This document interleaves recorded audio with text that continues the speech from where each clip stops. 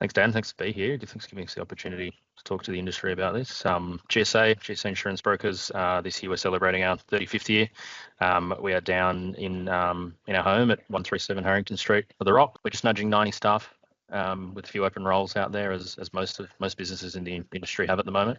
It's a little bit about GSA, probably a bit about my role, if it's helpful for some context. Title, EGM operations. I've been here now 15 years out of those 35 years. So a lot of my knowledge comes from just understanding our business and operations. So some of my responsibilities span right across IT, systems, HR, compliance, broking process, and marketing. Fortunate to have a team of about 4 or 5 that help wear those hats across the business.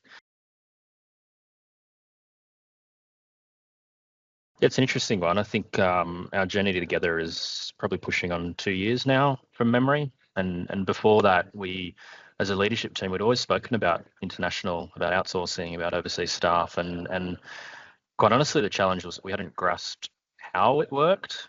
We had tried, and I think our mindset wasn't quite right. We saw it as an admin hub, as a place that would send work and overnight it would come back to us. And probably you recall, Dan, but we caught up for a coffee and you had a way of articulating it and presenting it in a slightly different way where perhaps we should have always seen it this way, but we were bringing on new staff from a new market that were just part of the team, just like any staff member we've got at GSA.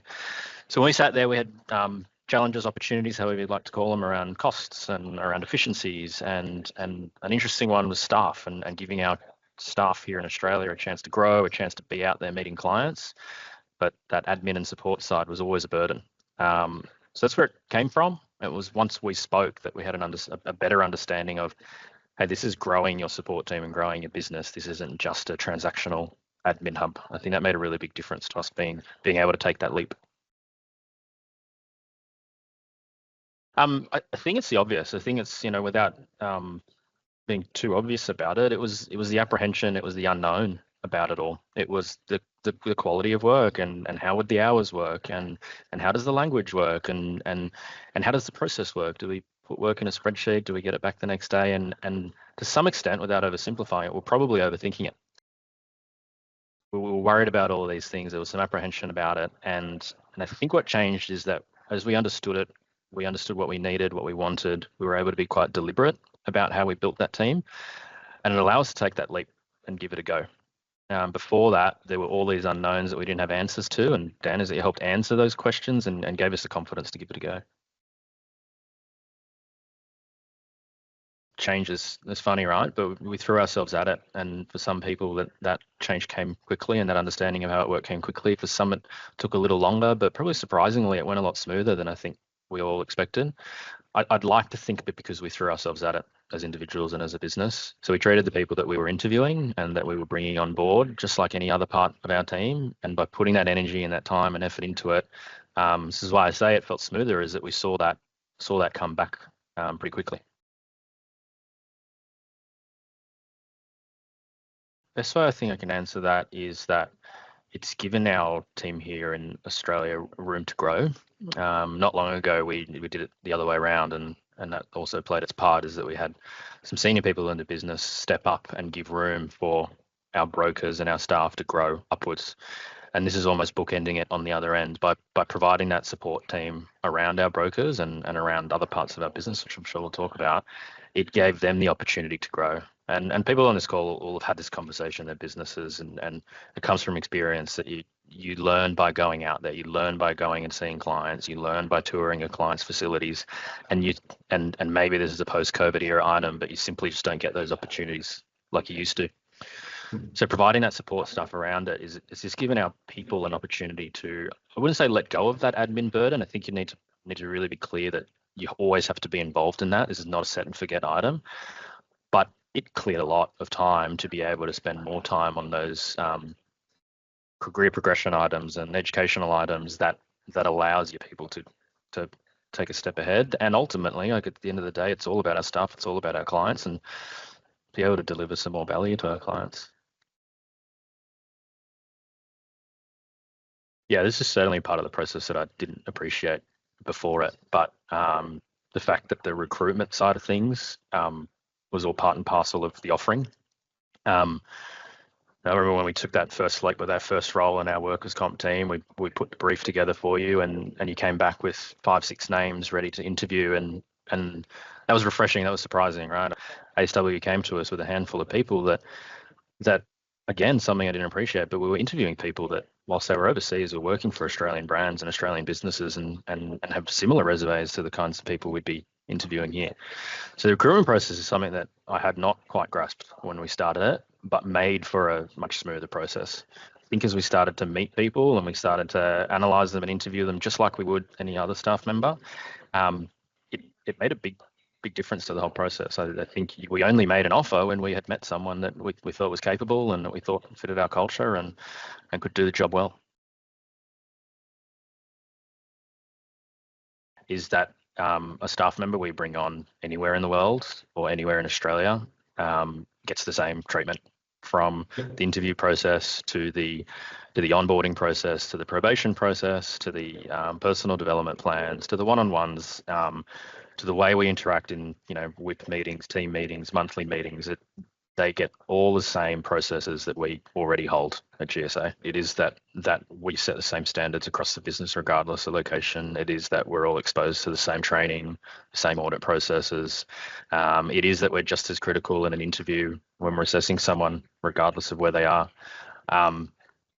It might be oversimplifying it, but for us that makes life easier. It's one not so much set and forget way, but it is one way across the business to ensure those standards remain in place. So if it's about, we talk about the pessimistic items of probation reviews and performance management, as a leadership team, we hold all of ourselves to that same process and same standard. Yeah, I think we started with the obvious, to use the words admin and support. There was an area of the business in workers' comp where we were needed or we were looking for some admin support, and timing came right that we'd met and you'd articulated in a way that made sense to us, and we said, well, let's give it a go. Let's try it. So that was the obvious part. And then when that seemed to work, when that seemed to deliver the efficiencies and the growth and the staff around them that we've already talked about, we replicated that to other broking divisions, to our general insurance team, our financial lines team. So not so much cookie cutter, but in some respect, it was let's do the same thing across other pods, I guess, across other divisions, across other broking teams. Where we then took another leap is that we gave it a go on the shared services side. So we've got a staff member on the marketing side, and we came across a brilliant candidate that's helped us deliver more on the marketing side and have that person that we could send information to and get great output back. So marketing as well as finance, and most recently we're looking at that like a leadership support. So it was just the journey we went on. It felt pretty organic in that wherever there was a need, we sat down together and we put the brief together and we looked at candidates and understood what was out there.